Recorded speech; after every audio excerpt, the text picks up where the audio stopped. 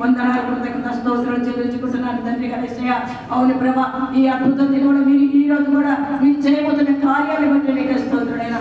ఆది అంత్యం మీరే కనుకనైనా, అవును అధ్యక్షత మీరు వహించినైనా, మొదట చివరి వరకు మీరు నేనైనా, సకల కార్యముల కూడా మీరు తోడుగా ఉంది.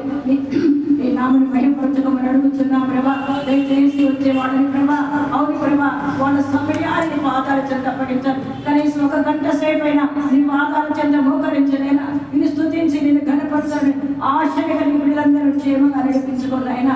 ప్రయాణంలో వీళ్ళందరూ కూడా సురక్షితంగా క్షేమంగా నడిపించుకోవాలైనా అంతటి అప్పగించుకుంటున్నాయినా తండ్రి. ముఖ్యంగా వాక్యం చెప్పే బిడ్డల్ని, ప్రార్థన చేసే బిడ్డల్ని ప్రభా, పాటలు పాడే బిడ్డల్ని ప్రభా, ఆహార పదార్థాలని అన్నిటిపై నీ రక్తమని ప్రోక్షించబడని కాక, నీ నామని మాత్రమే మహిమపరచబడని కాక నా తండ్రి.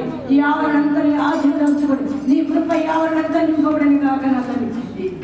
ఈ ఆవరణంతా కూడా నీ కృప కుమ్మరించబడని కాకనే, నీ కృప కుమ్మరించబడని కాకనైనా, నీ పరిశుద్ధాత్మ కుమ్మరించబడని కాక నా తండ్రి. నీ నామని మహిమపరచుకోమని మరి నాకు ఇచ్చిన అవకాశాన్ని బట్టి నీకు కృతజ్ఞత స్తోత్రాలు చెల్లించుకుంటూ నీ నామని మహిమపరచుకొని, ముఖ్యంగా ఎవరైతే ఈ యొక్క ప్రోగ్రాం సహాయపడుతున్నారో వారిని కూడా మీరు జ్ఞాపకం చేసుకున్నాయ్యా.